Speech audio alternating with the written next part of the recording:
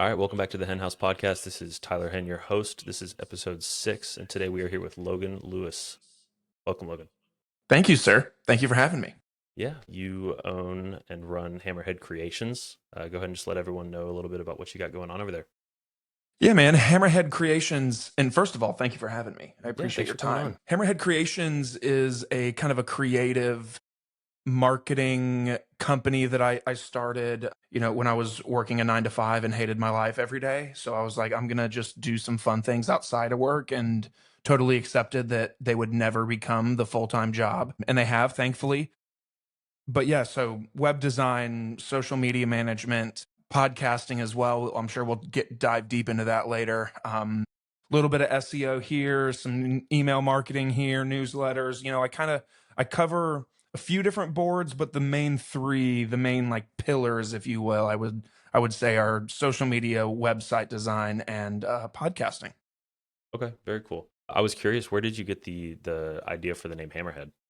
It's a great story. You can't see here, but I'll go into it a little bit. So when I was 12, my family loves to frequent. My family as kids, we used to go to Disney World a lot, right? Like that was my family's idea of like family vacay is Disney World, which is like if you've been to Disney World, you know that when you get done with Disney World, you need a vacation in between when you come back from Disney and when you actually go back to work. So it's not really a vacation. So one year we decided to go to the beach, Destin, kind of 30A area. And there's this area down there called the sandbar, or I don't know if it's a specific area or if it's just, sandbar. If I don't want to mansplain it to everybody, but I'm sure they know that it's where the sand from under the water becomes high enough and you're out in the middle of the ocean, but you can just stand up, and it's kind of this cool area. And I think Panama City and Destin, they've all like monetized it, of course, because capitalism. And so it's kind of this area where people will rent boats. They have boats of their own. They go out and they just kind of dock, and they basically just binge drink all day in the sun. Well, one day, the day we decided to go, a family of hammerhead sharks, and I think I say family, I think that's the proper term. I could be wrong. I'm not a marine biologist. I should know because it's my company's name. But the family of hammerhead sharks, probably 200 or 300 of them, just swam through. And they're not Wow. huge. They're like medium, small-ish size, nothing monstrosity sized. And I got bit in the leg, and my leg is a prosthetic. And I made all of that up. That's total BS. Oh, wow, I was amazed. No, people ask that question all the time, dude. And sometimes I just test myself on how far I could go with the story before eventually caving in and laughing. That was And that good. was That as was far better as I than I got could have made today. it. But truth be told, as a kid, I was like big into Animal Planet, and still to this day love like aquariums and zoos. And I've always been like an animal guy. Like I just the concept of like the fact that there's like lions and elephants and giraffes just like living their lives somewhere else besides here. It's just fascinating to me. I don't know why. Maybe I'm a nerd, but when I was starting a company, I was trying to think of like an animal mascot. And I was like, well, I want an animal to be the mascot, kind of, or the logo, the figurehead, whatever. And I thought about sharks because I'm deathly afraid of sharks, terrified. And I was like, well, I could do a great white, but I feel like you see great whites a lot. You see them advertised on Shark Week, and you see great whites just a lot in company branding. And I was like, well, what about a shark that nobody ever talks about? And I think the hammerhead shark is that shark amongst many others. So I was like, hammerhead. And I like the way that hammerhead sounds when you say it. So I said, hammerhead. Hmm. That'll do it. Much less cool story. Yeah, I remember seeing a hammerhead walking down the beach that had washed up and passed away, but it's like, yeah, it's one of those animals that you're like, that's a pretty interesting one. Mm-hmm. And it is cool to just think too on your other point of like the fact that wildlife is really cool. Every once in a while I don't know about you, but I'll just have this like existential crisis moment where I'm like, wow, we're really not that important. Like there's so many other living things on this earth, and like humans are so annoying. All we do is complain and ruin life for a lot of a lot of other animals around us. So it's yeah, sometimes we got to come back down to earth a little bit and remember what's going on. So, but that's really cool. I want to get into one of the main talking points that I think is super unique about you is that you have personally on your own podcast just reached over 500 episodes, which is amazing. Congratulations! I've got 494 to go before that. But talk a little bit about that, what that means to you, and what you've learned along the way. I've learned so much along the way, dude. And first of all, thank you. I appreciate it. It's as you know, 6 in, it's a lot more than most people think. You know, I want to start a podcast. Everyone's got one. And it is good fun. I mean, when you get to show up and whether you record virtually or in person, like it's a good time, whether you're got co-hosts, like it's a fun time. I'm sure you've gotten people in here that oh, I don't really do podcasts. And then afterwards they're like, man, that was fun. I liked that. Mm-hmm. And so I did that. I kind of made a joke earlier about, I hated my life, every full time job I had. So even before I started Hammerhead, I started my podcast. And I was like, well, I always wanted, we look like we're probably around the same age. Like YouTube was so big when we were in like middle school, high school, kind of. And it was Mm-hmm. like really popping off. And I was like, well, I always wanted to have a YouTube channel, but I never really the time. I mean, we didn't have a ton of money all the time, so like going to ask my parents to get me like a camcorder felt like a tall ask. So I just never did it. And then once I was in college and I was like, or post college, and I was like, I could do this. So started it. It's had many different names, many different formats, many different structures. And before it got to what it is today, which is like what we're doing right now, just interesting conversations with business owners across Georgia and beyond. Mm-hmm. But I learned so much along the way, man. Like if I could go back and stop myself from spending so much money on equipment or softwares or programs or merchandise, like you name it, money's the big thing. Of course, it comes and goes, but man, I spent so much money just figuring it out on my own. I wasn't in, I guess I was inspired by other podcasters, I guess, but I wasn't like I didn't have a mentor to look up to like teach me the right way to do it. So I just figured it out on my own. And then of course 500 episodes later, I have my own, office that I rent in a co-working space where I get to work and do all my fun marketing stuff at this desk. But then of course on that side of the room, I've got my little podcast setup that you can kind of see in the background with some lighting equipment. Not the best backdrop for a virtual podcast. I should figure that out, but yeah, man, just if nothing else, dude, I mean, you can get caught up in the analytics of how many people are watching it, how many people are listening, how many people are liking my post, like all of that stuff. But at the end of the day, I was like, I love doing this and I don't care if one person listens for the rest of my life. I'm just going to continue putting the same amount of time and effort and money into it. Mm-hmm.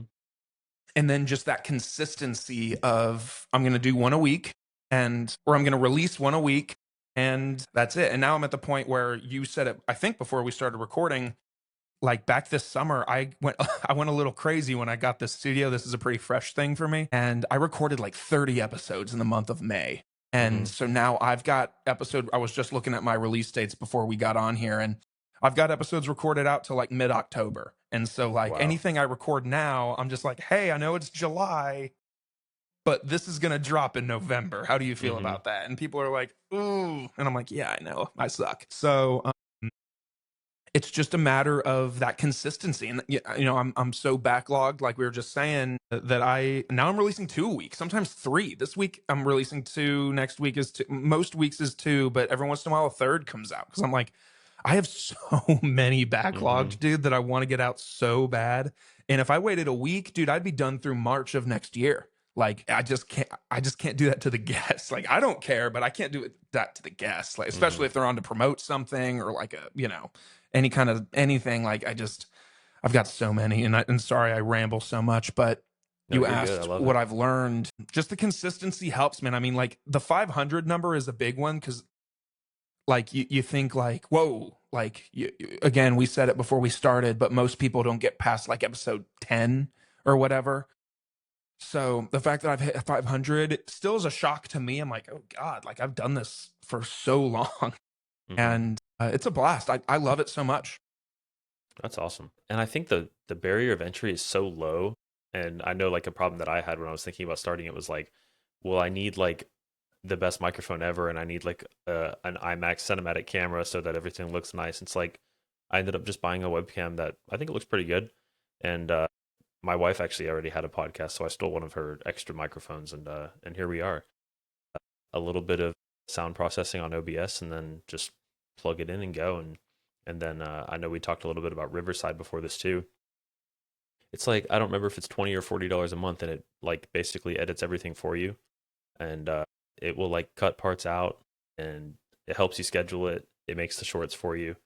It just makes it so easy. So it's like people who say that they don't have time, or that it's like too expensive to start. I think the excuses are becoming less viable. So I would say just do it. I think the cool thing that you said about like just enjoying it and not worrying about how many people are watching and like and whatever. The cool thing about my approach to this, and my main reason for starting the podcast, was because yeah, of course I want to provide value to people. I wouldn't have a business if I didn't want to provide value to people. But so there's the side of people watching the video and getting information out of it. But then there's also the side as an SEO guy of repurposing into short form content, and Google and search engines getting value out of it too when it's making a decision on who to show for a certain thing. And so, like, an example the other day is funny. I had Nick Garofalo on, I believe it was episode 3 that he came on, and we got into a topic where he said, "Isn't it funny how you say that you're an SEO guy and all this online digital marketing stuff, and you've gotten almost all of your customers from in-person networking?" I was like, well, a handshake is definitely always going to be better than clicking on someone's website. It's always going to be more natural. They're going to trust you more, and all this kind of stuff. And I was like, so I basically was just like, go figure. Yeah, that's funny.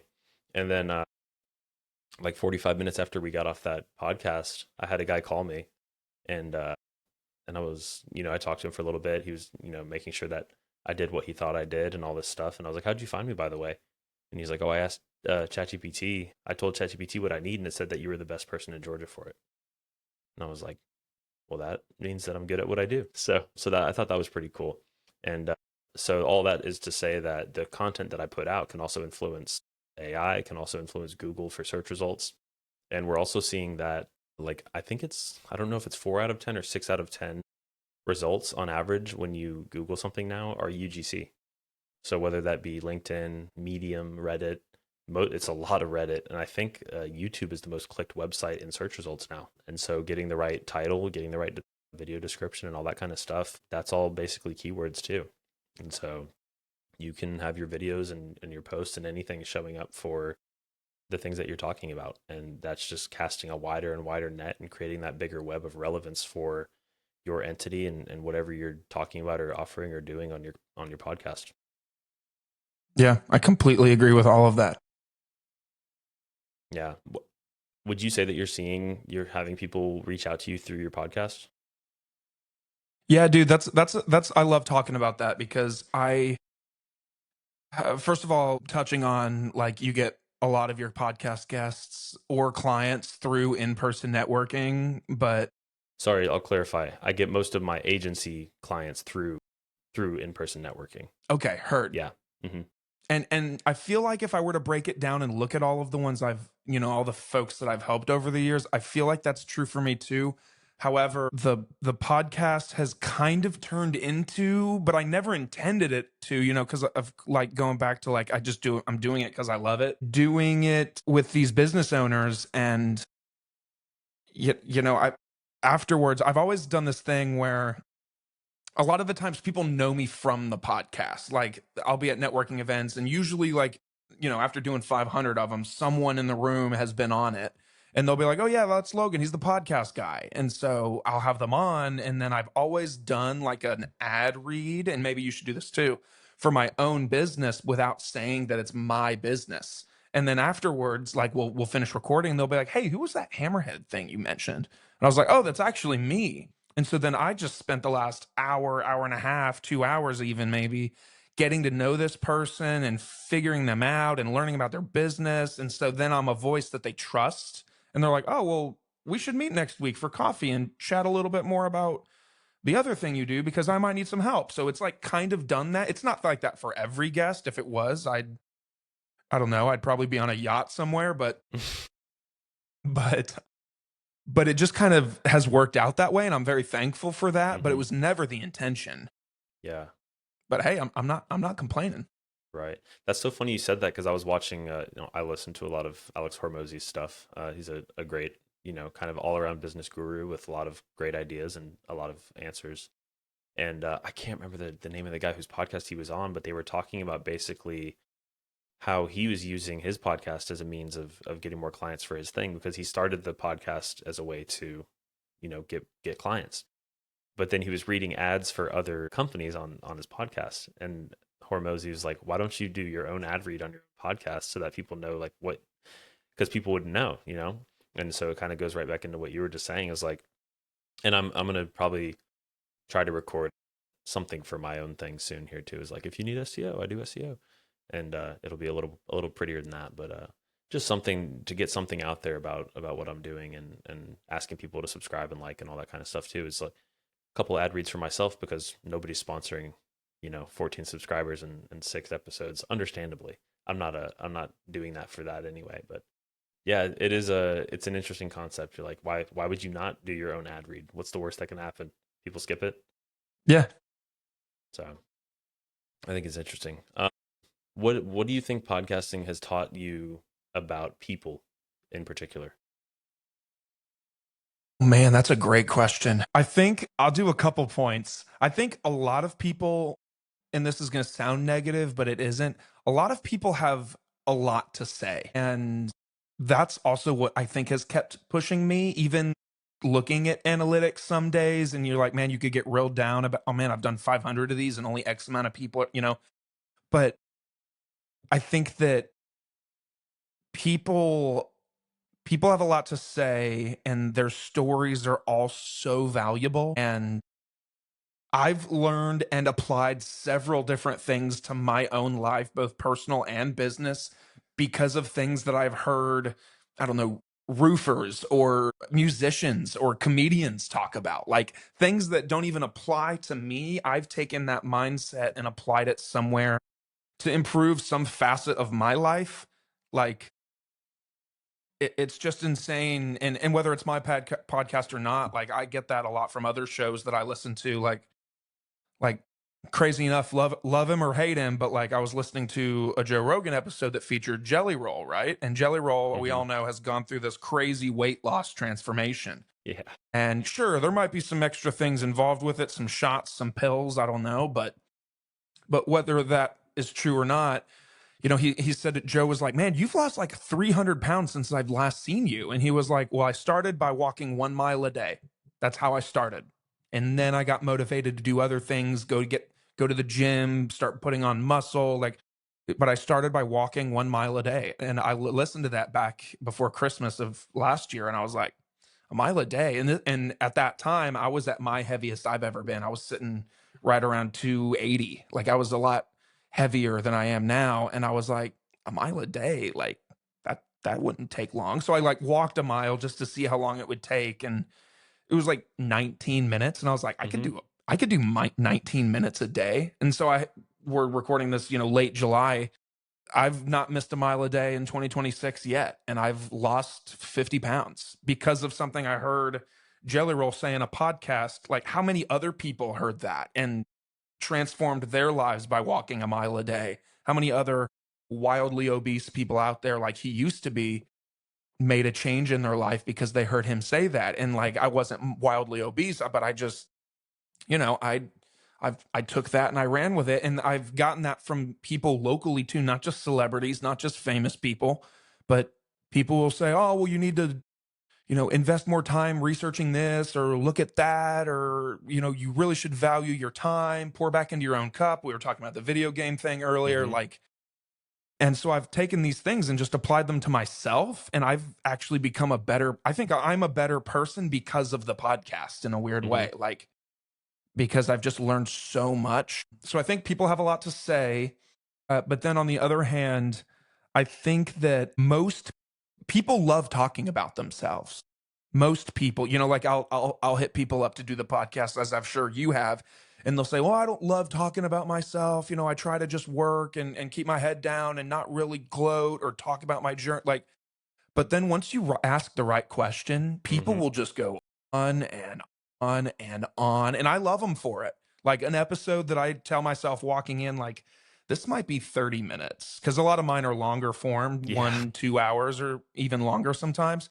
But then one of my more popular ones was a guy here in Cartersville that said like, "Oh, I don't really talk about myself much," and it ended up being one of my longest episodes ever because what we just asked the right question. I cracked the introvert in him, and the extrovert came out. Like I just learned that I learned that we all like talking about ourselves. And then the last point I'd say is I think a lot more of us are introverted than they are extroverted.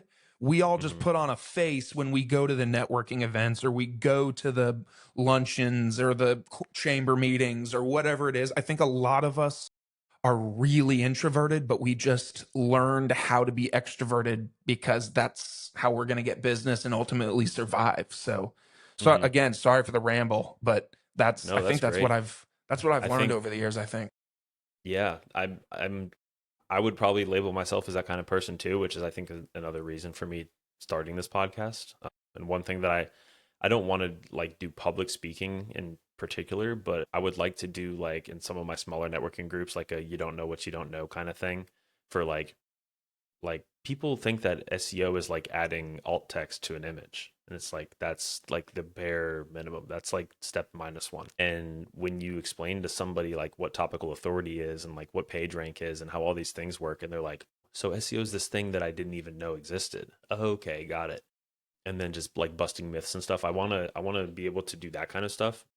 And so I'm really comfortable at one-on-one in person, especially talking about my agency and what I offer. A little bit less comfortable actually virtually. I get nervous for stuff like this because I feel that I have to prepare a certain way and not let the guest down and be a good host and all that kind of stuff. And then just like literally gagging before a presentation in front of people. Like I just it's so hard for me. And so I have one small group that I go to every Wednesday that I'm going to probably try to get myself on that list soon because I'm super comfortable with them now. And I think it would be a good entryway to start doing little stuff like that, or to even be able to host like webinars one day or something like that. Who knows? I think Riverside actually has a really good webinar thing. So yeah, I mean that's definitely one of the reasons that I did it, just to be more comfortable talking and talking. But I've had, like I said, like ask me any questions you want, especially about SEO. Like I've had a couple guys that came on already that asked me a question, and I literally got chills because I'm like, oh my god, I'm so glad that you just asked me that. I'm so excited to talk about this. And I even posted a clip on Instagram that was of me talking about like how obsessed I am with SEO, and like I get so excited. And I've had clients like apologize for calling me so often. I'm like, you're good. Like I love SEO.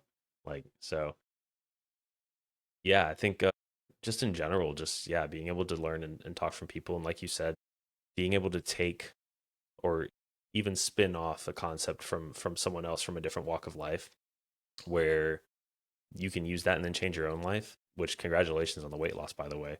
You look good. And it's funny because I kept seeing Logan Lewis reels pop up, and then you came on here. I was like, oh, he's kind of jacked.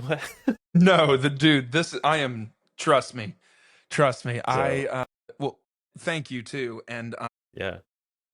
it's wildly it's just wild how much just walking for 18 minutes a day will do for you. Like cuz I'm an unhealthy eater at heart. I love candy. I love chicken wings and pizza. I would eat pizza legit 4 times a week if my wife would let me. Like Mm-hmm.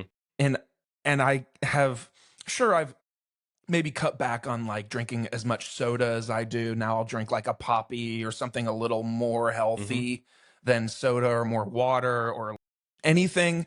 But like I really haven't dieted at all. Like it's just walking a mile a day, which is just nuts. Like how much weight we all could lose if we did that.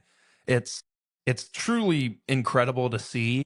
Uh, Yeah. and I relate so much to like when people ask me the questions about like web design or something that I love and am passionate about, because like I said, like once you ask that right question, that person, no matter how introverted they are, like Dale Earnhardt Jr. could be the most introverted guy ever, but then you ask him the science about why NASCAR is more than just cars turning in a circle for 3 hours, and he lights up and he gets up tall in his Mm-hmm. seat and he just gets excited about talking about NASCAR because that's his thing.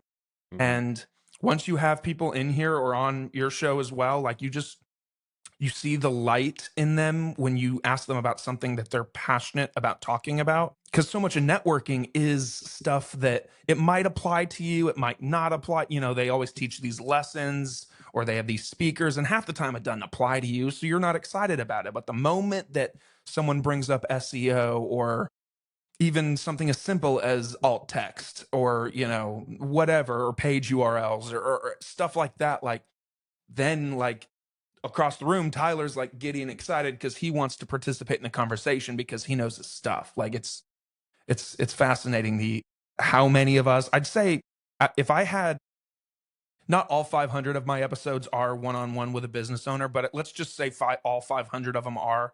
I'd say 400 of those people are introverts.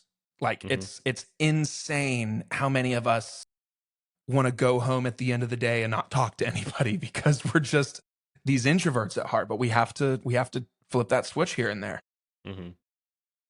And going back on what you said, I think like just making very small changes. People think like I'll use weight loss as an example because we talked about Jelly Roll, we talked about you.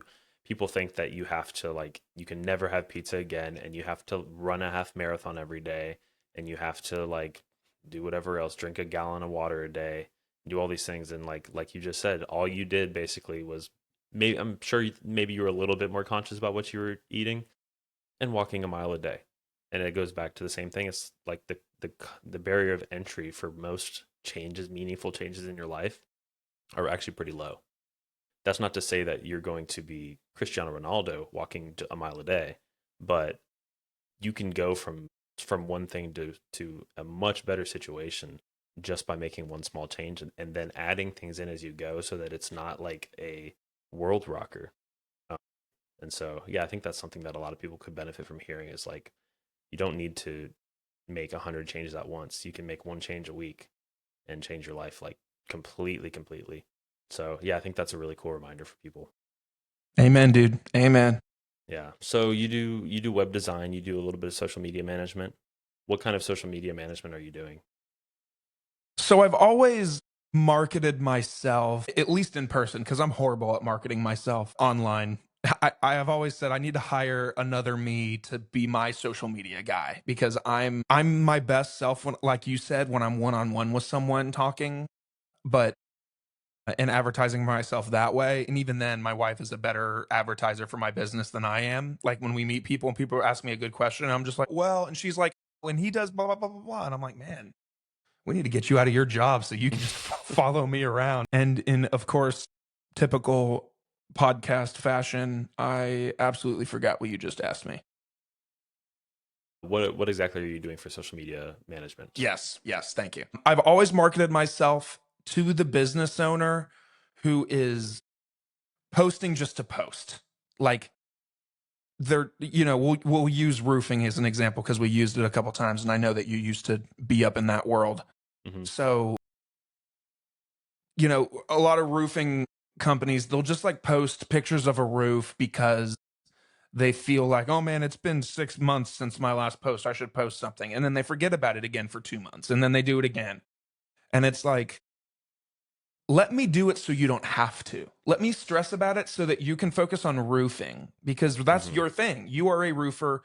You should focus on roofing. Let me worry about the posting every day or, you know, 3 times a week or whatever so that you can focus on running your business. That's how I've always marketed to people. I've never promised people that their sales are going to go through the roof, that their rankings on Google are going to skyrocket. I never promise anything. I always just say the only thing I will promise is that you will never worry about social media posting.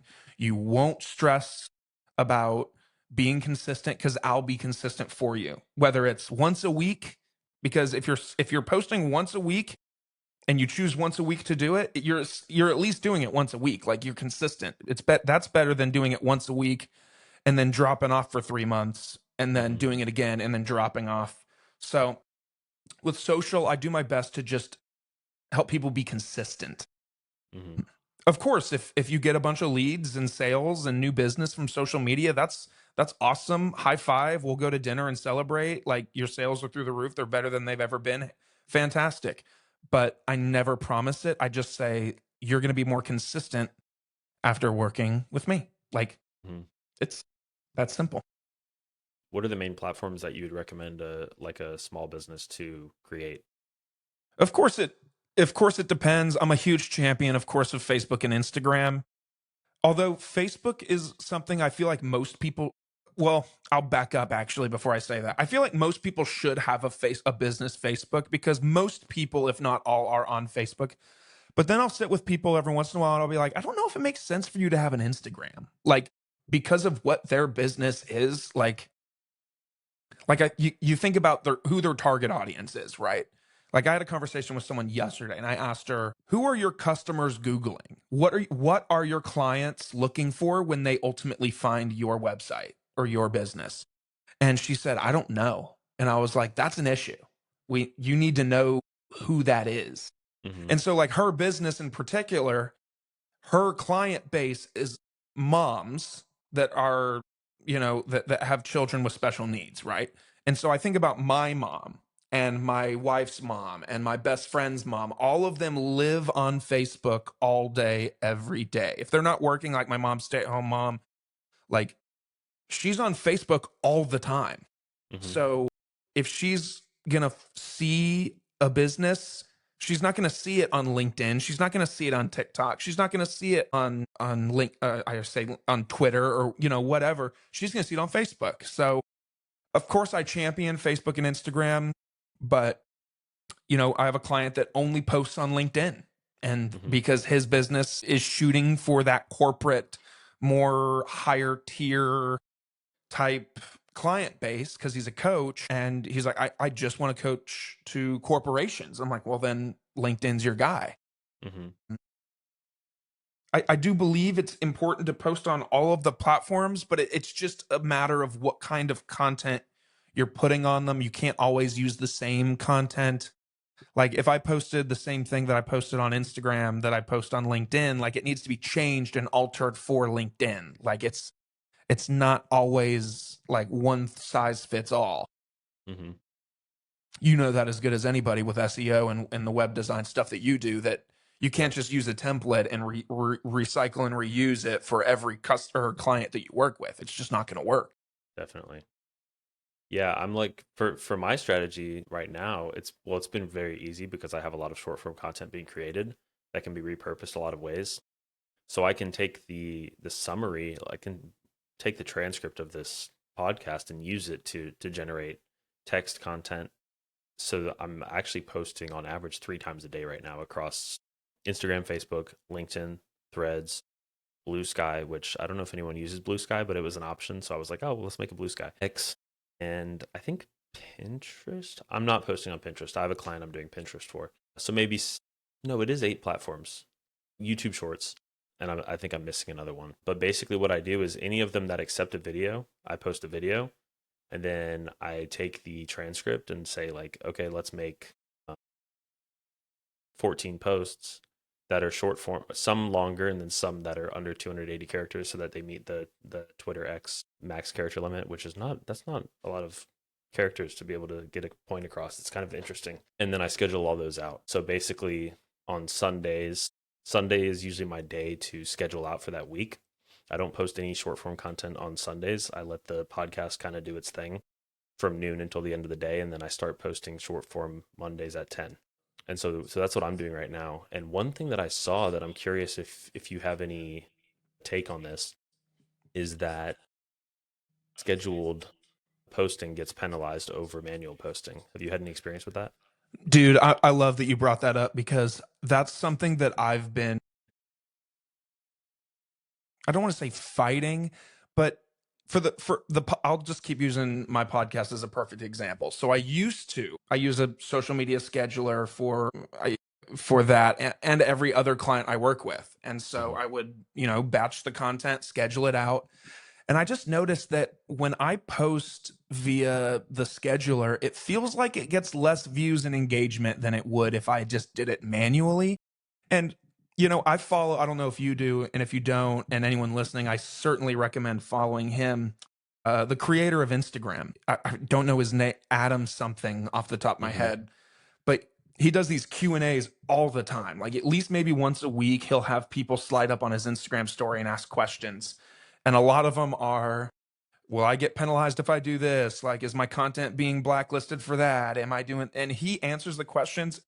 And some of them I call BS because I'm like, there's no way that it doesn't, because I've seen firsthand that I feel like it does. So like, Mhm.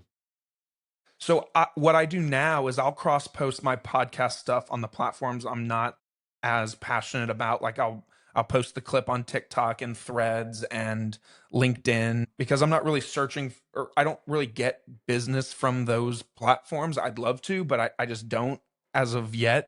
So I cross post to those blanket. But when I post on Facebook and Instagram, it's intentional and it's me manually doing Mhm. it either through the Meta Business Suite or one at a time. I don't, if when I post on Instagram, I've turned off that setting that says, you want me to send it to Facebook too? No, I do not. I will Hmm. do it myself. And I've seen better results with that. It's not a night and day difference, but it's a morning and afternoon difference. Like Mhm. it's enough for me to say, oh, I'm going to keep doing this manually to instead of cross posting. Would I love to just schedule it all out and just let it all run in the background? Absolutely. But Yeah, I I don't. think that's kind of where I'm at right now. Yeah. Maybe It's I'll bring someone on one day to do manual stuff, but right now I'm like, the reason that that I think I will be able to sustain this for long periods of time is because I can put, not including the podcast, I would say an hour and a half max per week to be posting 3 times a day. Like that's couldn't do that 10 years ago. So TikTok was the other one that I remembered. So it's 8 platforms. Um, yeah, it's interesting. I always like to ask people that who are in the social media space, because some people like just will anecdotally say like, yeah, well, I wasn't getting shown at all. And it's like, well, but then you could also be shadow banned. Your content might not be that good. Like there's a lot of stuff that can change that. And so I'm always curious what people say. Another thing that I saw is that Facebook in particular, Nathan Patterson, who was actually the first guest on the show, he said that if Facebook sees that you're posting the same exact content or like video or post or anything on other platforms, it will deprioritize it because they want unique content to be shared on Facebook only, which I guess makes sense because it's like, if you want to blow up on our platform, you should be like giving us kind of exclusive rights to the things that you're posting. I think that's interesting. What do you think about that? That is interesting. And I have heard people say that in the past. Just from like a morality standpoint, I think that sucks Yeah. on their part, because like, a lot of the people that I help, and I'm sure the people that you help too, like they just don't have the time to do that. To take one, like, hey, this is, Tyler's new episode post, instead of just posting it everywhere, it being that easy. No, Facebook says, no, we want something special just for us. Which, like I get, but at the same time, it's like, come on, man, like know your user base. Like the Yeah. people that are advertising their business on Facebook all the time are the people that need to. Hmm. So I get it, but I hate that we have to be that intentional with it. Like Hmm.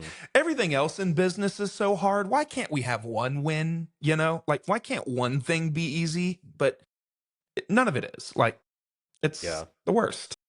Yeah. And it's really interesting to see too. Like I'll post the same video across however many platforms. And then like I think the one that hits the hardest when you don't get any views is YouTube. Like if you don't get any views, it's like 3. It's not like 100. It's like I'm either getting like 2 views or like 1,000. But then like the ones that do really well on YouTube get like 75 views on Instagram. And then I'll have like I actually posted a carousel on TikTok, which I'm gonna experiment more with that because it did super well. It got like 1,000. I think it was my highest viewed TikTok since I started doing all this, and it did horribly everywhere else. So it's interesting to see. I don't know if that's a topic thing, if it's a format thing, because I've only tested one carousel, so I don't have definitive proof that TikTok really likes carousels. But I've heard that. And so it's interesting to kind of experiment here and there too and see like what do these different platforms like and why are my YouTube videos only getting 3 views? Like my wife's podcast actually kind of had the same issue on Facebook when she first started. They were getting like literally 0 views or 1 view or 2 views. And now her Facebook outperforms her YouTube videos with the actual podcast. It outperforms TikTok. Like she'll get like 180,000 views on her short form reels that she posts on Facebook, and she has like to 2,300 followers on Facebook now on that on her channel, which is like super cool. I was like, well, I think you can actually maybe start making money from Facebook. So we're on the wait list for the monetization thing. So who knows how that'll go? But it's weird how you could go from 1 view or 0 views. Like it literally was to a point where we were like checking the settings. Like, is this a public profile? Because this doesn't seem right. And then it was like I went and checked one day, and it was like tens of thousands of views, like 100,000 views, all this stuff. I was like, whoa, good for you. Yeah. So it's interesting. Have you had any particular platforms that have done super well for you, like in general?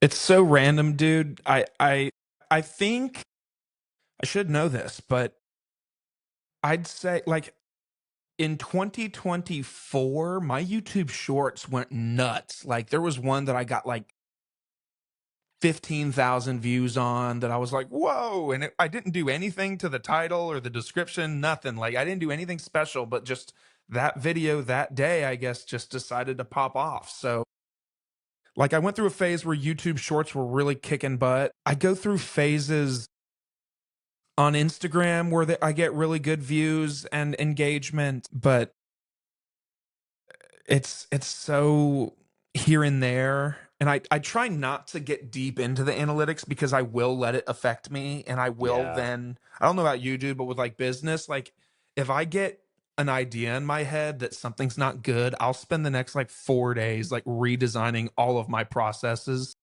And I don't need to Yeah. spend the time to do that. That like I need to do work for the people that are paying me instead of reworking everything that I've Hmm. got going on. But I'll get obsessed with this idea that my YouTube short titles aren't good enough. So then I'll just go completely crazy and redo every title I've ever done.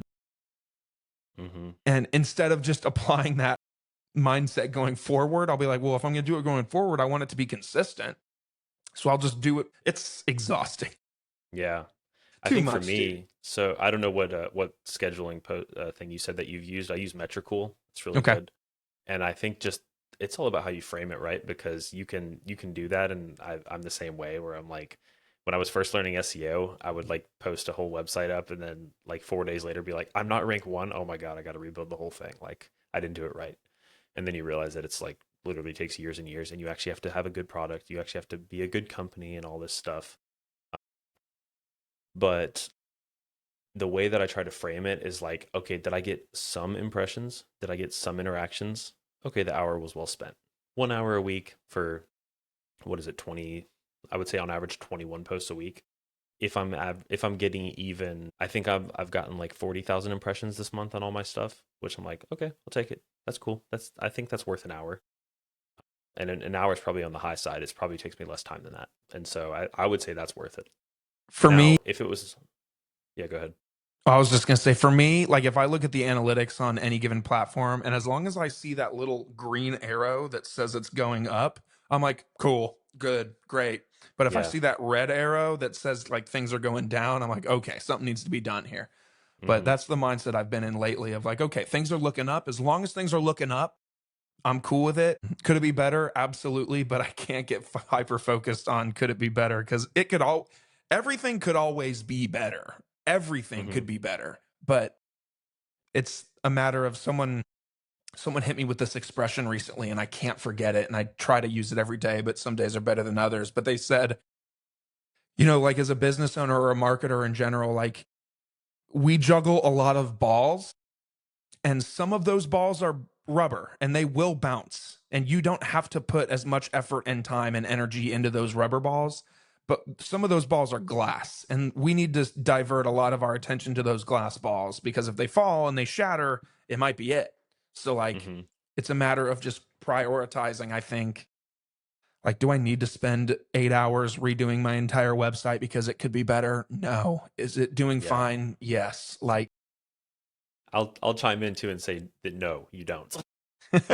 Go look at Google Search Console and update one paragraph on one page and then let it sit for a month and a half and don't touch it again. Like we people who are constantly tweaking their website, and like I'll look on I don't know if you use like Ahrefs or anything, like any kind of SEO tools. It shows when a website has had like a minor changes, major changes, and overhaul changes. And I'll check out someone's website sometimes and it'll just be like every week overhaul changes. I'm like, So you're not even giving Google enough time to figure out what you did. Like it probably didn't even crawl your website since you made the changes. So like it's a it's a long game. Like there are fast wins to be had, but you got to sit back and let Google do its thing and build links.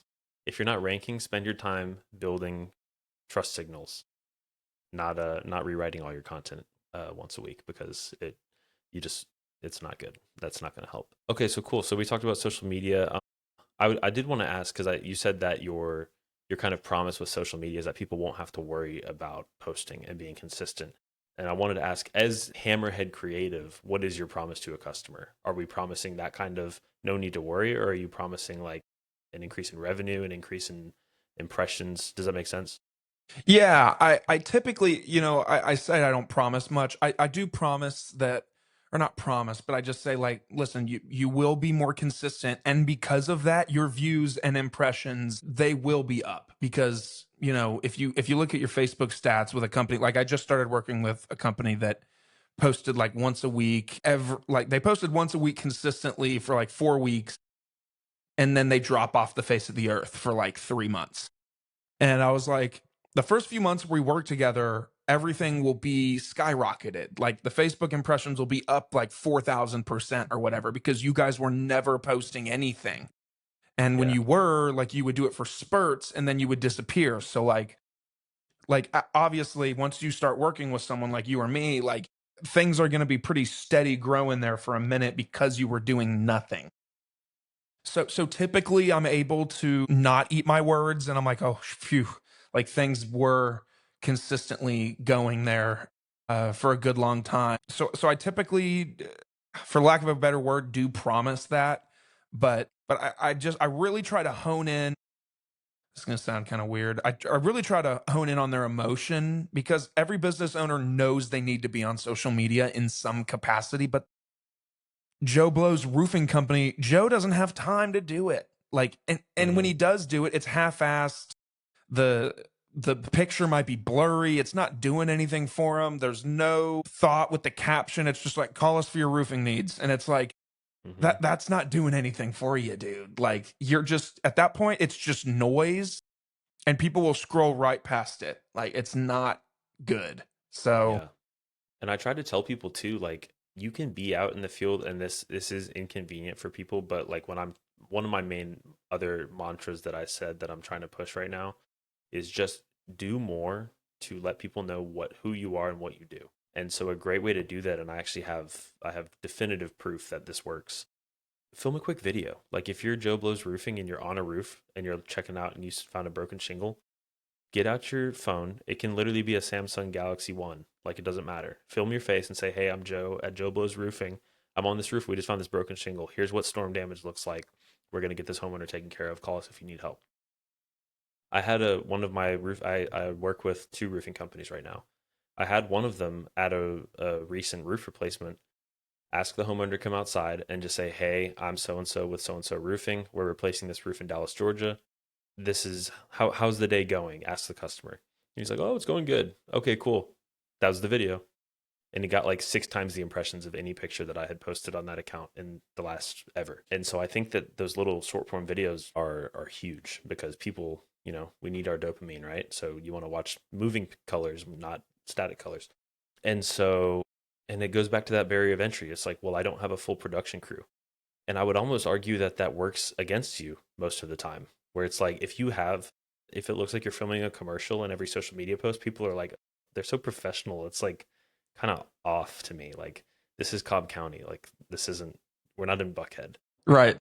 And so, like, people, I think, don't want to accept that people like authenticity a lot more than the blown out of proportion, crazy big stuff. And so just post on your story, post whatever random video. It doesn't even have to be good. Just post it. Like people will follow that more than they will follow the really polished, beautiful, like thing, if that makes sense. I'm so glad you said that, man, because I feel like I've been kind of on a soapbox about this recently with a lot of people. I echo the same thing of like, just pull your phone out and film a quick video. I know some people aren't comfortable being on camera or whatever, but like, nobody cares. Like just do it. But what I've been saying recently is, in this day and age now that we're living, where there's more and more AI every day. And I think in that people are craving more authentic, raw, not super edited stuff. So like now, like 2 years ago, Logan, like sometimes I film like funny rants I have like in the car about certain things and I'll put them on Hmm. TikTok. And That's on two my years list of ago, things to talk Logan, about. yeah, 2 years ago, Logan, I would have recorded the video and then gone home that night and then chopped it up, made it look better, maybe adjusted the lighting, maybe made sure the captions were the right shade of highlight or whatever when when the word's highlighted.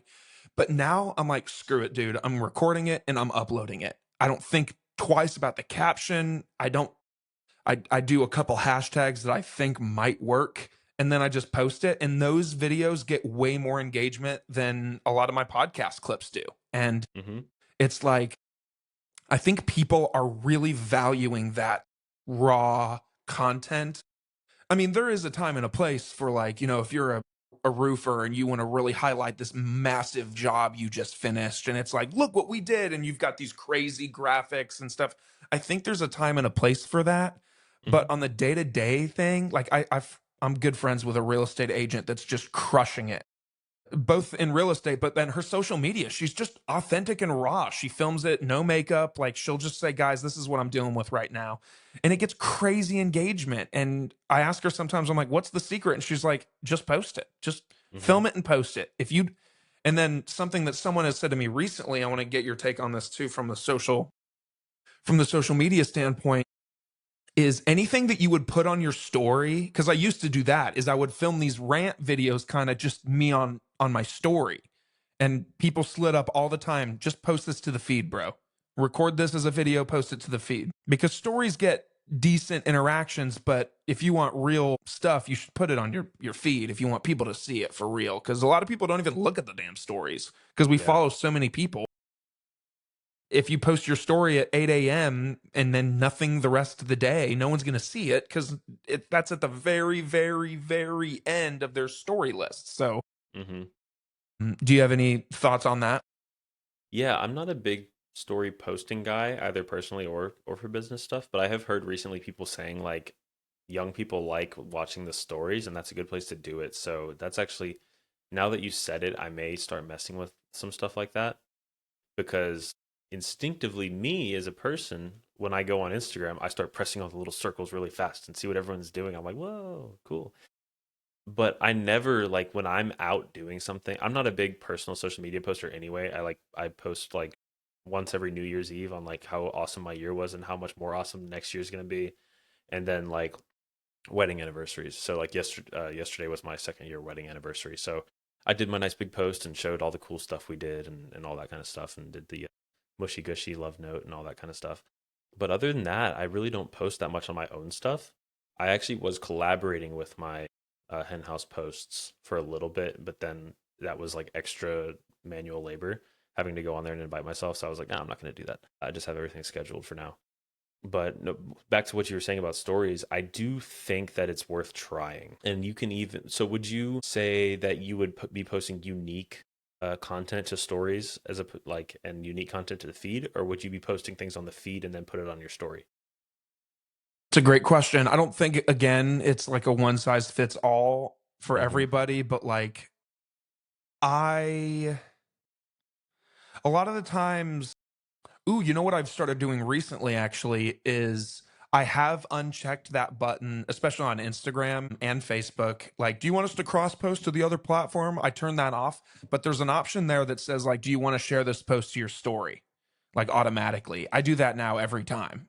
And that Yeah. content has gotten better engagement because people are seeing it on the feed, but then those who aren't going to see it in the feed based on timing or whatever, they might see it on the story. So I'm not going to sit here and say I'm doubling my viewership, but I've gotten better engagement because then people will, especially if it's a clip of some kind, the story doesn't always show the full clip. So if they want to see more, they'll, tap and they'll go and look at the post. So then that boosts the Hmm. post engagement. So like, Yeah. I think you can.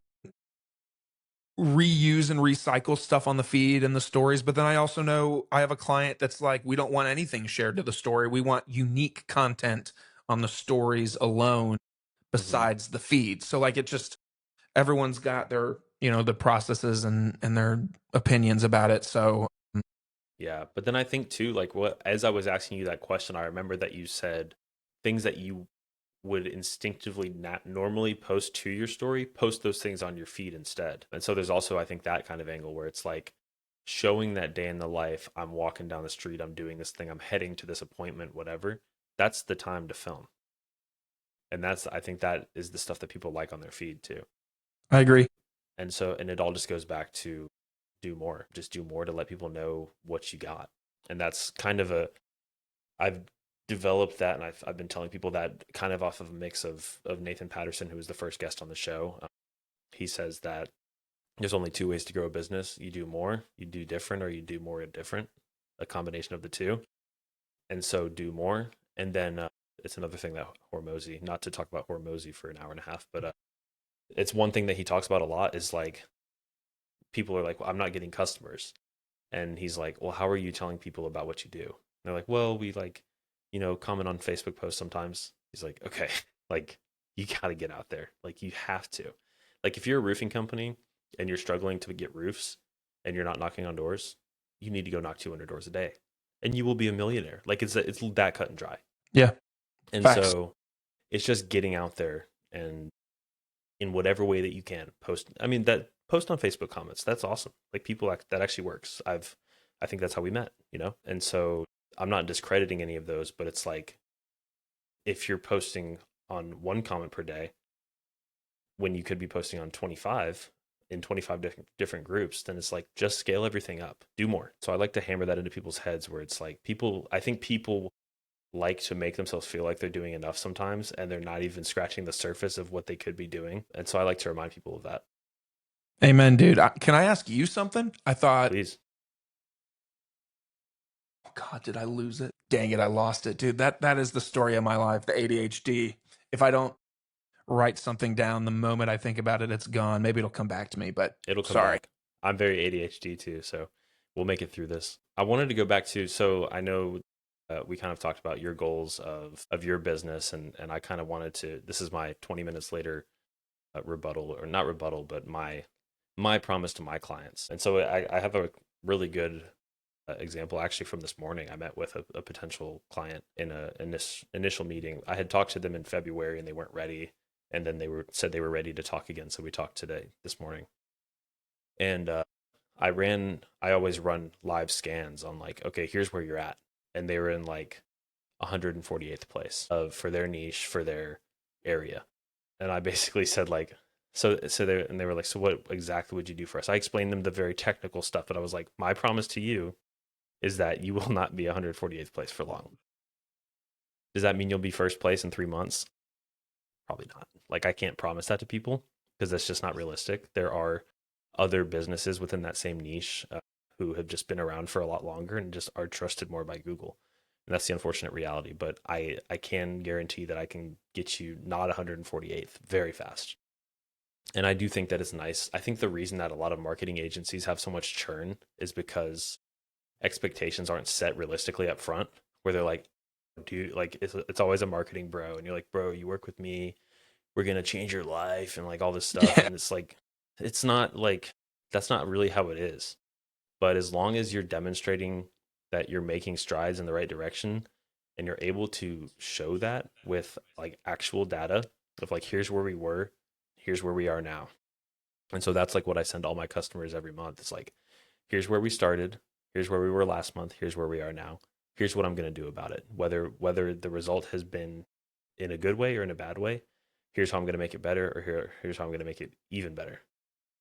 And so I think it's just setting those expectations up front.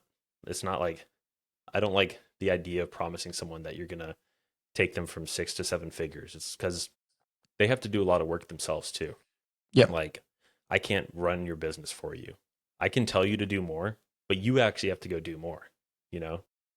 So that's just kind of how like everything can tie together, but I just think, yeah, setting realistic expectations is something that's super important and would decrease churn by a lot for a lot of marketing companies if they did that correctly up front. Absolutely. Absolutely. Yeah.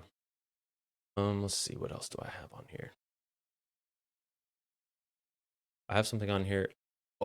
I want to talk about your you have some what I would consider to be hot takes that you post from your car, from your couch back there, I think, where you go on kind of little like mini rants and are definitely hammering home a point about a particular thing.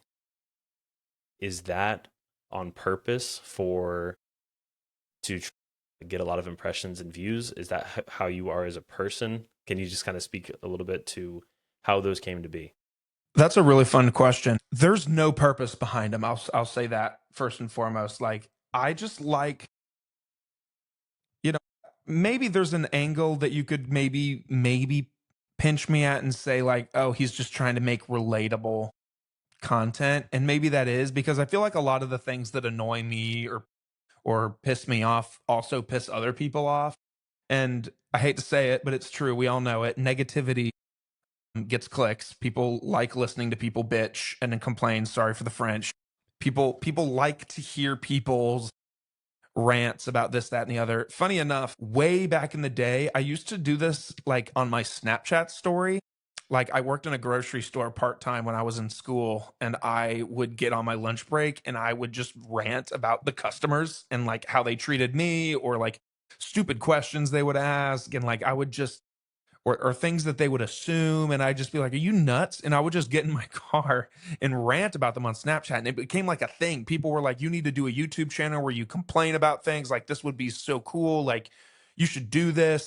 And I just never did because I was like, before I was even out of school, I was just like, I'm just letting all of my anger out on Snapchat and people think it's funny. Like people thought it was Hmm. hilarious. But and so when I started doing those on my story, people would be like, "This is the kind of stuff you need to post on TikTok, like post it on TikTok." So like now I do. And that's really all there is to it. Like I just like I think about things or I'm like, what do people think about this? Like one I posted the other day was like I went and saw the new Toy Story movie, right? And Oh, how was it? It's on my list. it was all right. It was okay. It was Okay. okay. I'm a big Toy Story guy. Like Me too. That was Toy like Story every 1 single day growing up. Toy Story and Lady and the Tramp. Every day. classics. Like Yeah. I think about when I think about Toy Story, like I think about like really Toy Story 1 and 2, 3, 4 and 5 are good. Any Toy Story, there's no bad Toy Story movie. They're all good. It's just some are way better than the other ones. 1 and 2 in Hmm. my opinion are the goats. Yeah. And the whole premise behind this new Toy Story is that there's this tablet and that kids are like overrun with tablets and they're turning kids into zombies and they're not being social or whatever. And so after I got home from the movie, I was like, I wonder how parents feel about this movie that like are those parents, like the tablet parents of like, "Oh, my kid's whining, here's the tablet." Like, Hmm. because there was a couple points in the movie that I was like, dang, Disney's really going for it. Like they're really letting these kids know that like tablets aren't good. And I was actually talking with a friend and they were telling me that they went to that movie and then they went out to dinner and they get to dinner and they're seated at this table and the table over is another family and those kids are on their tablet and my friend said that his kid looked at him and said, "Dad, do those kids not know, do they not know tablets are bad?" And I was like, whoa, like Whoa. the That's fact like that your meta. 9-year-old knows that. And like he said that he just said like, "Oh, like I they haven't seen the movie yet. They don't know. Like they haven't they don't know yet." And so I made a video where I was just like, "Parents, what do we think about this? Like if you're the parent that relies on the iPad, how did that movie make you feel?" And like parents that don't use iPads, like how did that reaffirm like what you're doing? Like and I got good engagement on it. And it was Hmm. like, sweet. Like you'd be surprised how many people that don't follow you will just see your video up on their and I'm pretty sure my caption was like, "What do we think, parents?" And I think I just hashtagged like Toy Story. That's it. Like Yeah. crazy engagement. Like I'm not talking tens of thousands of views, but way more than I normally get. Hmm. And I was like, Like "Dang, I tens of just need to do comments. way more of this." Yeah. That's So really cool. there's no strategy behind it. There's no business intentions behind it. Like it's strictly just me throwing crap at the wall. And if something sticks, great. But otherwise, I just do it because I like ranting at the camera. Have you experimented with trial reels at all? I have not. Yeah, me either, and I don't know how they work. I was hoping you could tell me. Well, I do know this. I can tell you a little bit because my brother, he might be a good guest for you. I don't know. Yeah, have them reach out. He, what he does is he is a, I don't think he calls himself this, but I call him this. He's a car fluencer. So he Okay, drives yeah. this nice Corvette Stingray Zeos. I don't know the technical term, but it's a nice ass Corvette, right? Mm-hmm. And he posts just car content, like videos of him driving, videos of his car, video of his lifestyle, and like what he does, like videos like that.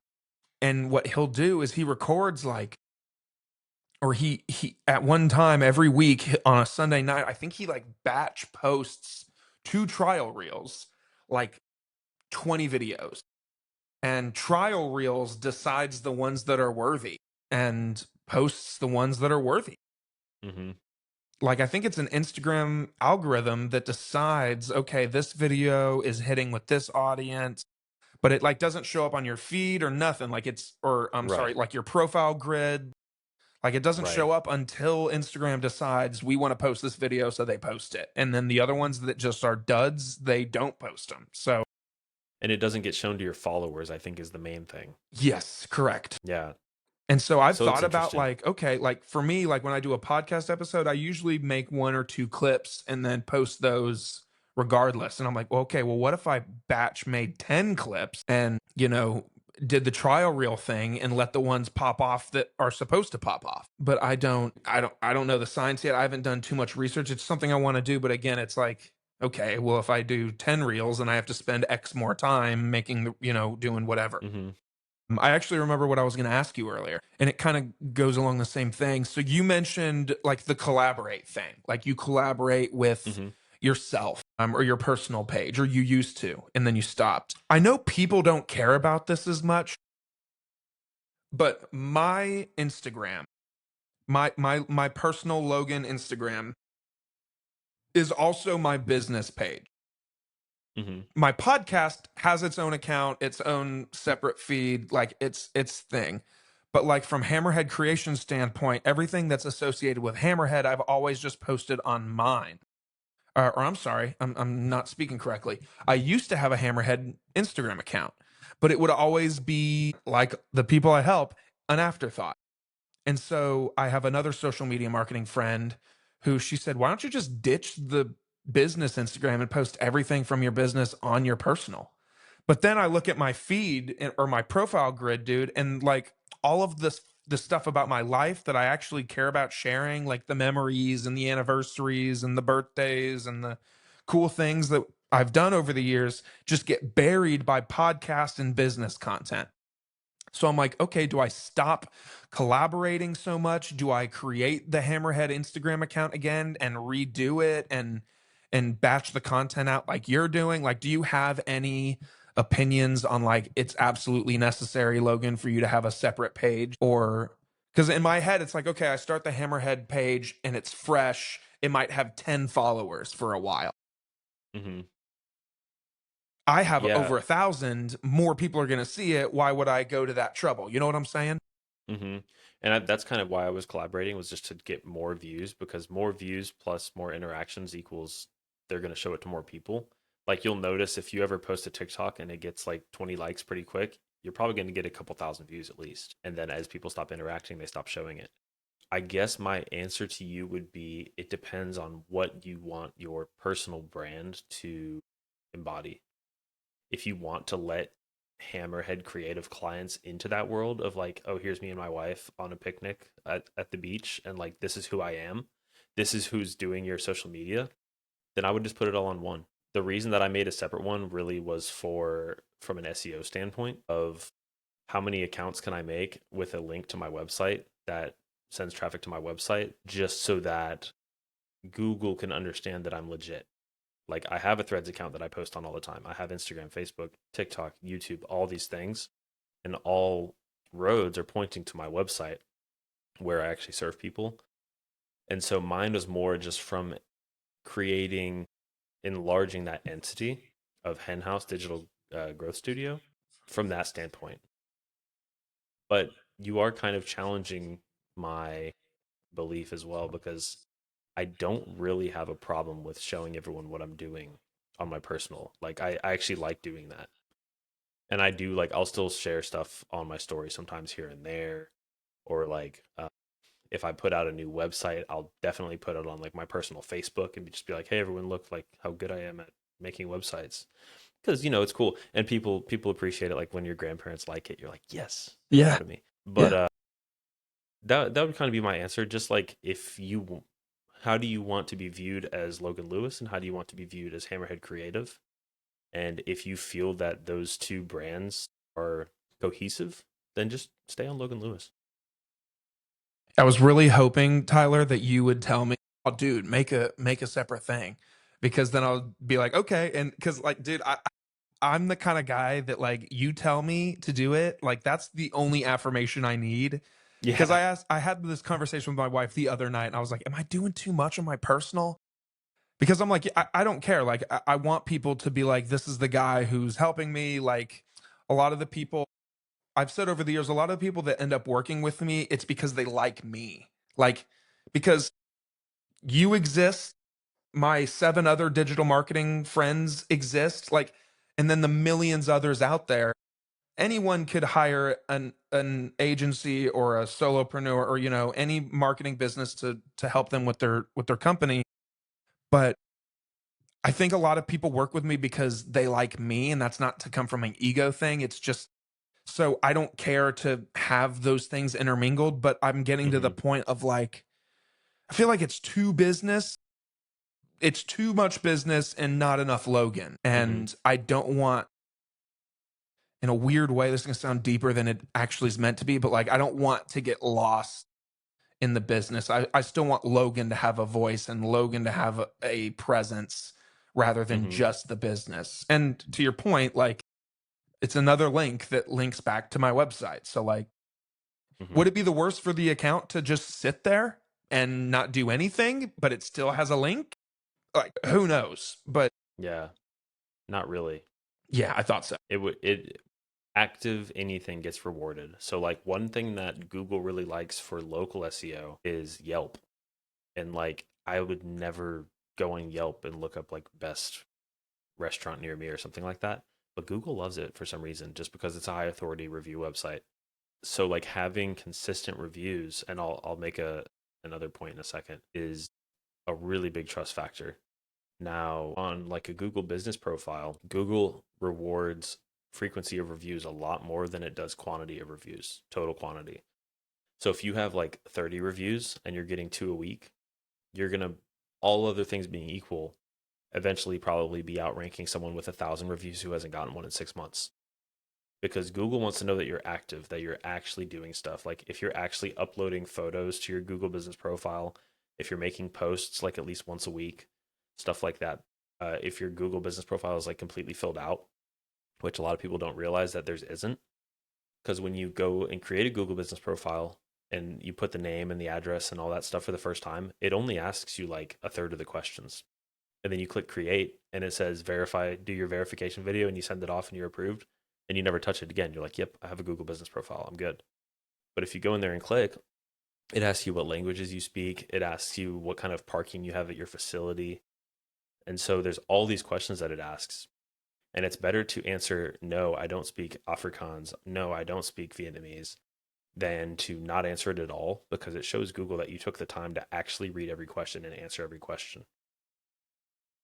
And so that was a little bit of a rant on how to have a good Google business profile coming from reviews, but these are things that a lot of people just don't realize. And depending on the niche and the area that you're in, that alone can turn your world around.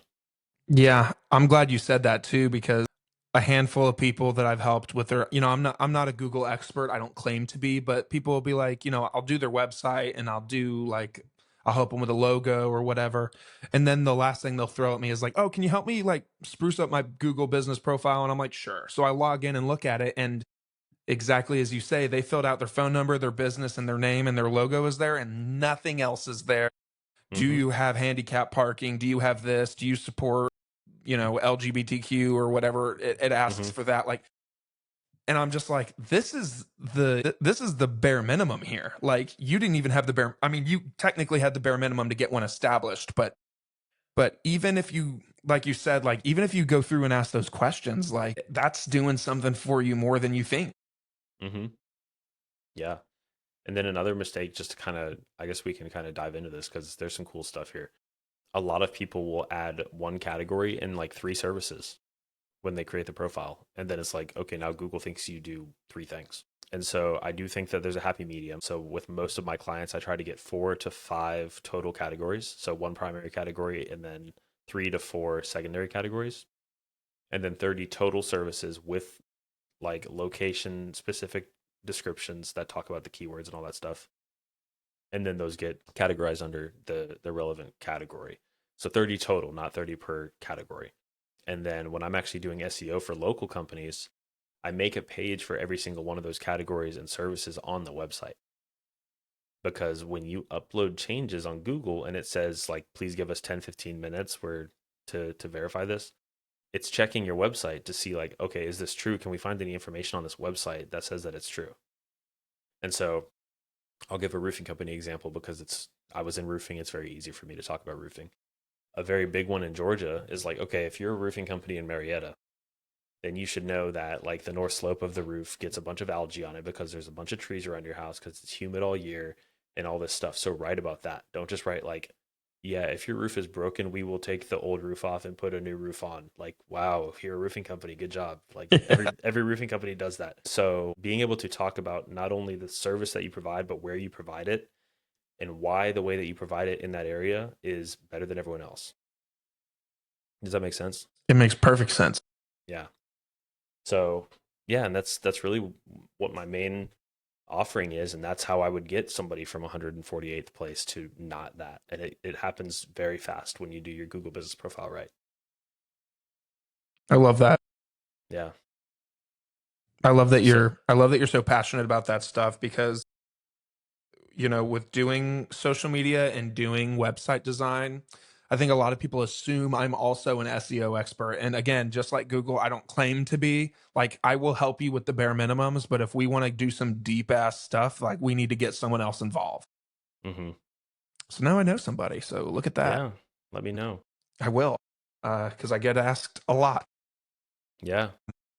So, and it's just those. I love the insight about the reviews too, because if I gained anything from this conversation, dude, I'm just gonna go and message all the people I've helped in the last year that I haven't asked for a review, because I myself, just like many companies, are bad about asking for reviews, even though we all want them, we all need them. Mhm. Bad about asking for them. I tell people that they need to ask for reviews, but I don't ask for them myself. Mhm. So it's just a matter of just dedicating the time. And you know what? Yeah. Someone actually told me recently, Tyler, that I'm gonna throw onto you and anyone else listening. A lot of us in business, we're providing a service for somebody else. Mhm. So a lot of our time and energy during the day goes towards helping somebody else. And I always thought, like, well, I never have time to work on me. So, like, I'm going to use the weekends to work on me. And then that would take away from my weekend time and burn myself out over time.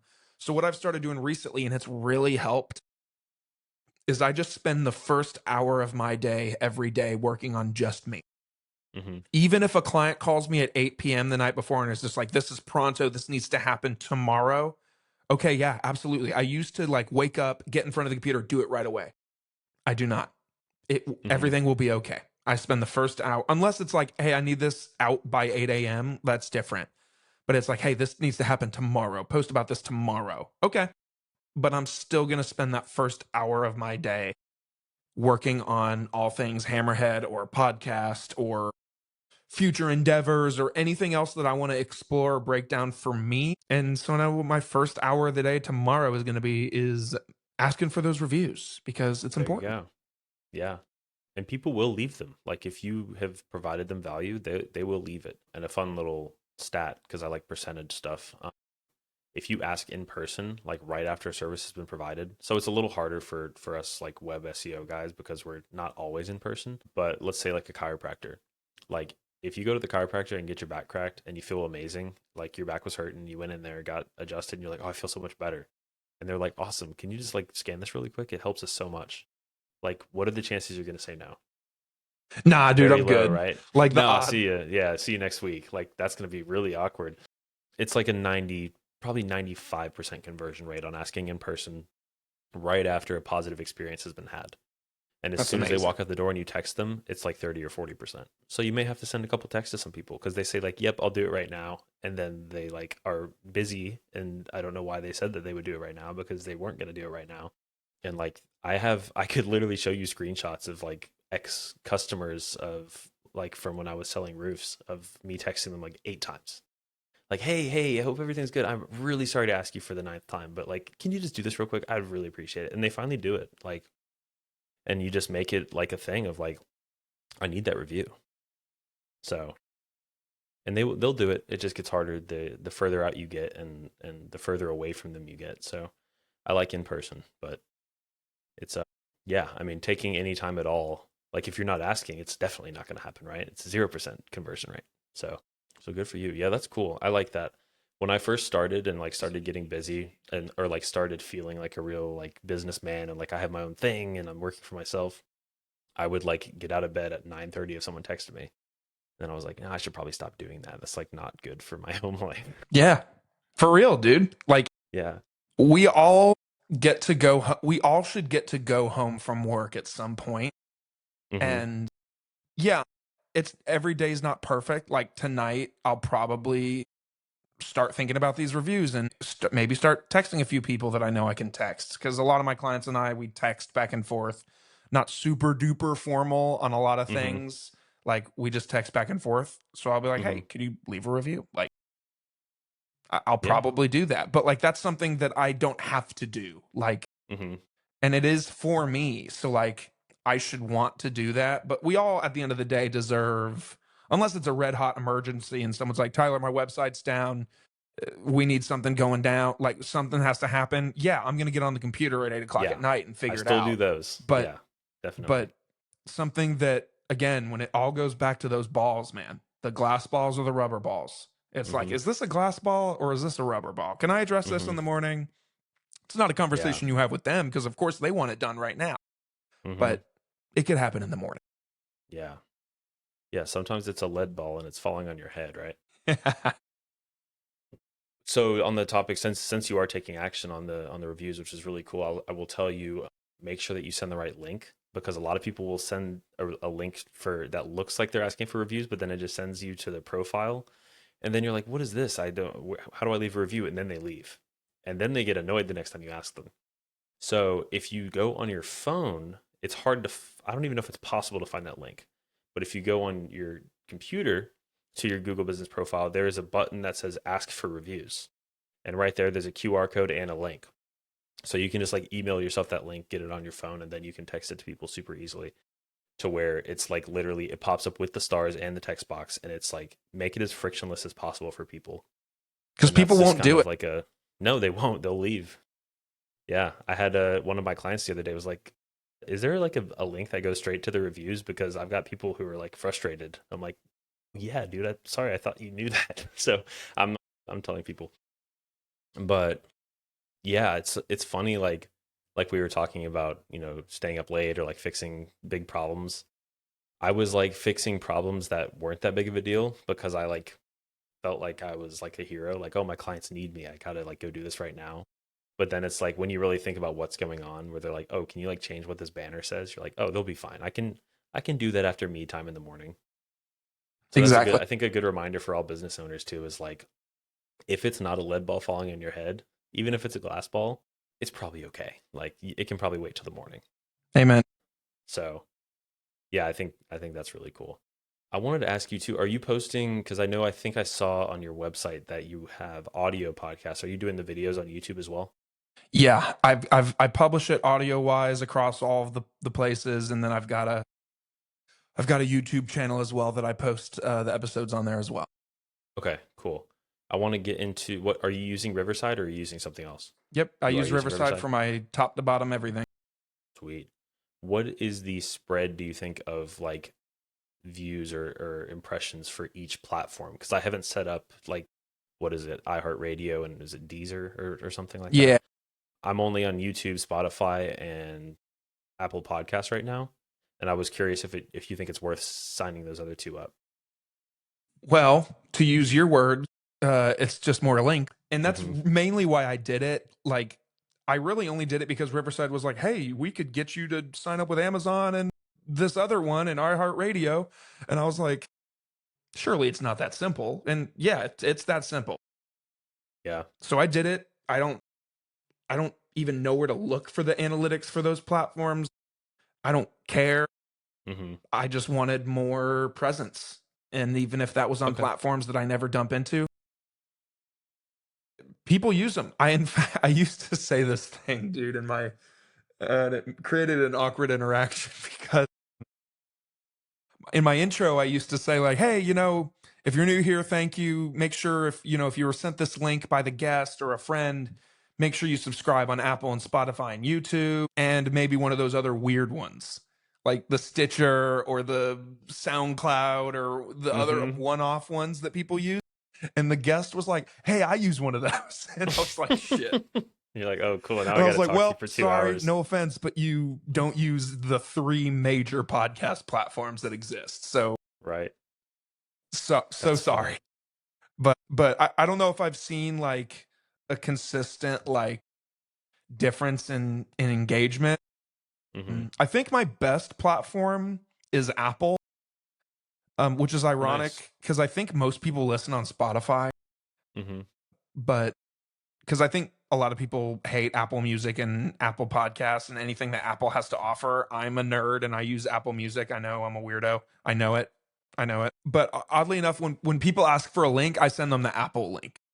Unless they're an Android texter and I can tell that they're an Android texter, I'll send them a Spotify or a YouTube link. But I think Apple is my best. Again, like just like the shorts we were talking about earlier, I've had episodes go crazy on YouTube before, but Mm-hmm. like nowhere else. And it's like, Yeah. interesting. Why? And just like one episode, not like four, just like one. And I'm like, why that one? Why did that one happen? And Mm-hmm. you can get obsessed with that stuff, man.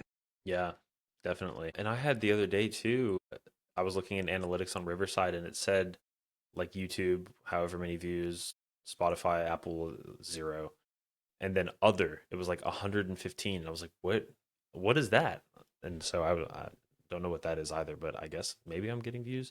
I know I posted one of my podcasts on a subreddit called like Share Your Podcast or something, but I don't know if that would get attribution into Riverside. So Hmm. I don't know. It's a thought. Yeah. On the topic of like some of your YouTube podcasts blowing up and some not and all that, are you doing any A/B testing on like thumbnails and titles and stuff? Dude, I need to know. I had this conversation recently with another person about like my YouTube thumbnails are French incoming dog shit. Like Mm-hmm. I take what I post on social media and I essentially resize it in Canva to match the YouTube thumbnail size and I use that. I know damn well that I need to do better thumbnails, like Mm-hmm. catchier, eye popping. I have not experimented with any of it, Yeah. and I need to. So that's another thing on the list. Like another, Yeah. I have this reminders, the iPhone reminders app, and I have Mm-hmm. like a reminder like category that says like rainy day. And so if I'm ever on like a flight and I can't like do anything else, or I can't, connect to whatever internet platform or something to do social or websites or whatever, I'm like, Mm-hmm. well, I got my rainy day list that I'll address. Yeah. In Riverside, you can generate thumbnails. Yeah, but and They're maybe I not that haven't bad. gone deep into it, but I'm never pleased with what they give me. Yeah. But maybe I should just shut up and just do it because their thumbnails are better than what I've got going on. Right. And you can just generate three and like I don't know if it yeah, I guess it does. It would A/B test each title and you can do up to three titles and up to three thumbnails and it it can test a combination of each of them, what you're showing up for the most, and it'll either tell you the result after 14 days, or if it's a very clear winner, it will just default it as that for everybody. Hmm. And so it's like it's another one of the it's one of those things that is manual effort, but you can literally go on ChatGPT and be like, read this transcript and give me 3 A/B test titles, and then like read this transcript and like here's mine and Logan's face and like make 3 thumbnails, like whatever, you know. Yeah, If one's way better, cool. If one's not way better, then that's how the video was going to do anyway. true. And so I really like A/B testing, and I do a lot of A/B testing for like conversion rate stuff too. Like there's jokes about like the button colors, like the wrong color. Like if you change it from red to orange, you're gonna get like 30% more conversions. But it's a lot deeper than that. Like it can be the wording of like a whole paragraph. It can be like where you put a button. Like is it in the top right corner? Is it in the bottom left corner? When people are looking at stuff, are they understanding what it does? Like one of the books that I read in college, I have a UX bachelor's degree.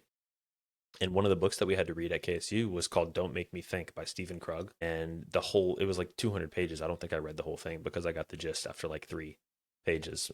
Is like, if anyone is ever confused about what's going to happen when they interact with your digital product in any way, like you did it wrong. And there's so many cool ways to track that now too. Like you can see like Microsoft Clarity is free. PostHog is mostly free up to a lot of events, and you can see like if somebody is rage clicking on what they think is a button, and it'll literally say rage click, like they think that something is supposed to happen. Like you gotta, either it's broken or you need to redesign it where it's like a very apparent that they shouldn't be clicking on that.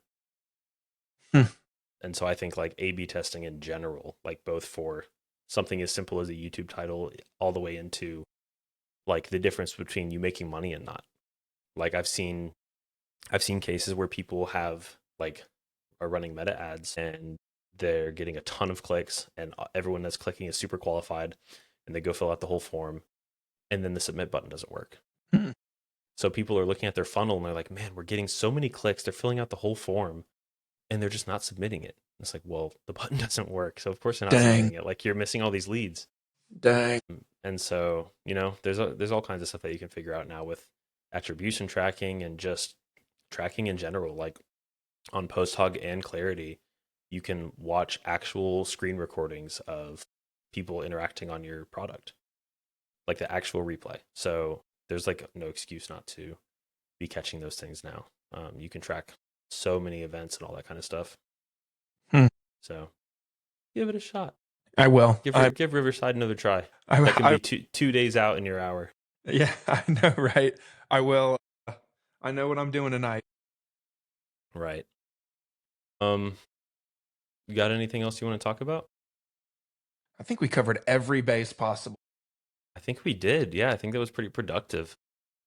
Yeah, man. Thanks again, Logan, for coming on. It was a really good conversation. How can people find you if they want to reach out to you?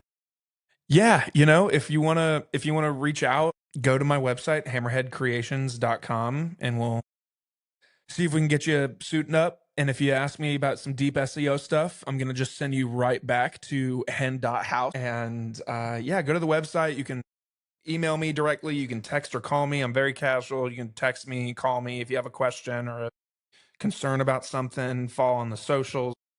My personal on Instagram is Logan A. Lewis, and then the podcast is Your Morning Drive. Cool. And I'm Tyler Henn. I own Hennhouse Digital Growth Studio, and I help businesses get more traffic and leads through Google search and all things that affect SEO. So, Logan, thank you again. And this was episode 6. We will see you guys next week for episode 7. Take care.